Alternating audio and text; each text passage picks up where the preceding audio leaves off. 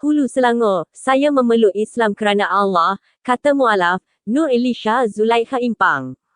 Nur Elisha Zulaikha, 25, yang menetap di Batang Kali, di sini menarik perhatian di TikTok baru-baru ini kerana berkongsi kisah penghijrahannya dan hubungan baik dengan ibunya, Dapun Anak Sanum, 64, selepas memeluk Islam. Nur Elisha Zulaikha, 25, yang menetap di Batang Kali, di sini menarik perhatian di TikTok baru-baru ini kerana berkongsi kisah penghijrahannya dan hubungan baik dengan ibunya, Dapun Anak Sanum, 64, selepas memeluk Islam.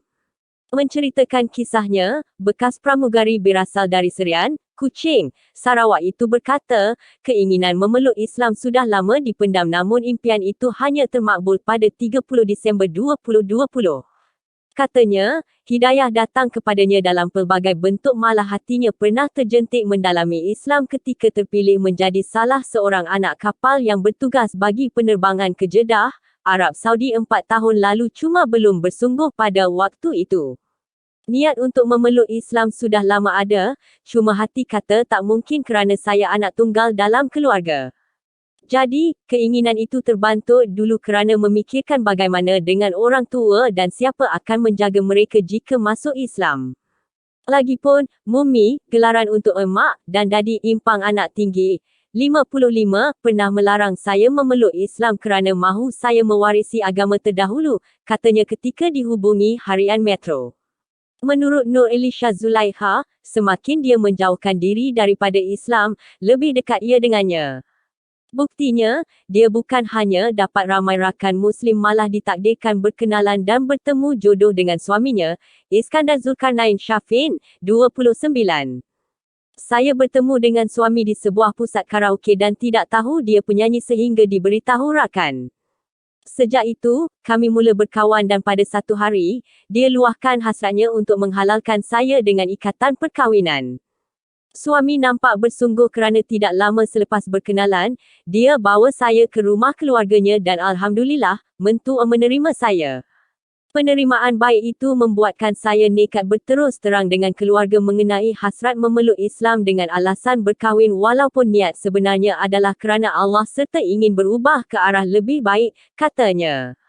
Nur Elisha Zulaikha bersyukur kerana dapat yakinkan ibu bapanya hingga mereka menerima keputusannya untuk memeluk Islam. Saya beritahu Mummy walaupun sudah memeluk Islam, saya tetap anaknya dan tiada beza melainkan anutan agama. Saya cakap elok-elok juga dengan dadi dan Alhamdulillah, mereka berdua jadi lembut hati. Cuma, Mummy dan dadi tidak dapat temankan saya ke Pejabat Agama Islam Hulu Selangor untuk memeluk Islam kerana berada di Sarawak berikutan sekatan pergerakan susulan pandemik COVID-19, katanya yang menamatkan perkhidmatan sebagai pramugari tahun lalu. Detik paling membuatkannya tersentuh adalah ketika bapanya mengingatkan untuk terus mencari ilmu agama sebelum masuk ke bilik pejabat agama dan selepas mengucapkan 2 kalimah syahadah. Selesai mengucap 2 kalimah, saya menangis teresak-esak namun dalaman sangat tenang seperti orang baru lahir ke dunia. Apabila keluar daripada pejabat agama, saya disambut rakan dan gembira sangat apabila menerima senaskah Al-Quran ibarat dapat anugerah cemerlang. Syukur kepada Allah kerana memberikan hidayahnya kepada saya pada usia muda dan mempermudahkan urusan. Ini kerana saya tidak dapat bayangkan bagaimana jika pergi dijemput Ilahi sebelum sempat memeluk Islam, katanya. Berhubung perkongsian di TikTok, Nur Elisha Zulaikha tidak menyangka videonya meraih tontonan ramai dan berterima kasih kepada semua yang mendoakannya.